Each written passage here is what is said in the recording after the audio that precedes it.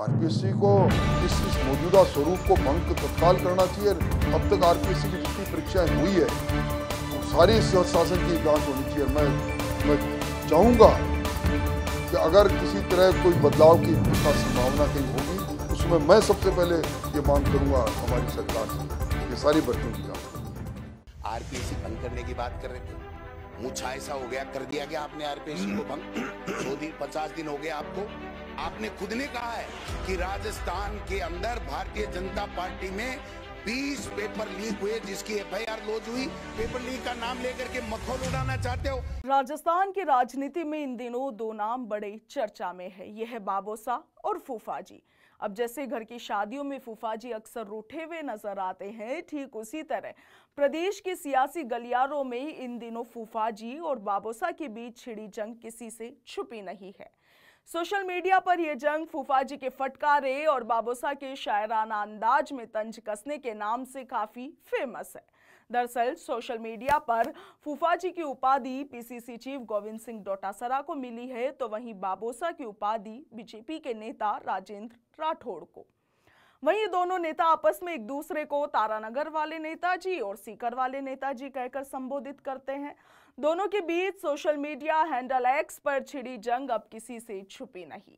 कभी कोई किसी का पुराना वीडियो शेयर कर रहा है तो कभी शेरो शायरी के अंदाज में एक दूसरे पर तंज कसे जा रहे हैं।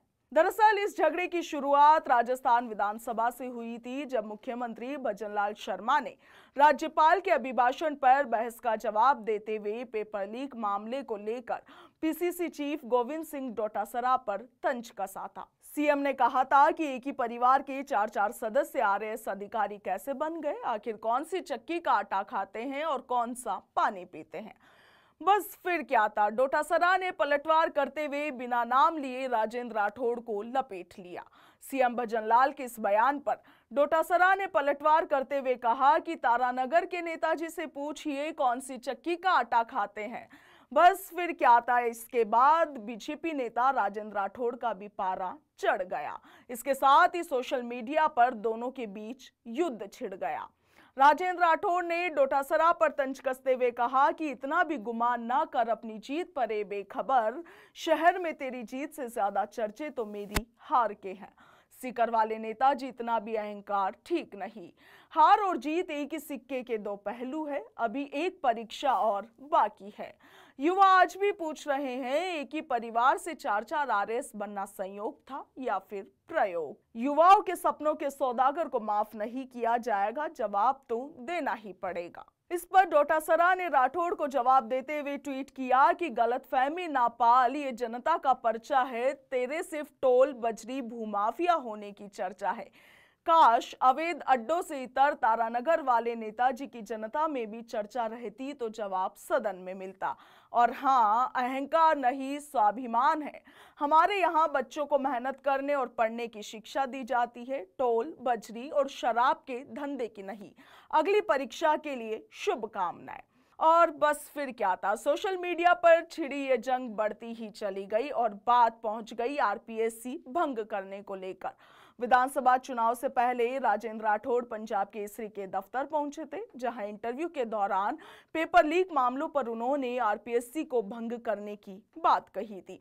उसी इंटरव्यू का एक छोटा सा क्लिप डोटासरा ने अपने सोशल मीडिया हैंडल्स पर अपलोड किया और उसके साथ ही लिखा कि हिट एंड रन पॉलिटिक्स छोड़िए, अब विपक्ष में नहीं सरकार में हैं आप। हाथ पर हाथ रखकर क्यों बैठे हो बैरंग, अगर है दम तो करके दिखाओ आरपीएससी भंग। चाहे मर्जी हो लो एक्शन, पर बंद करो ये झूठा मिशन।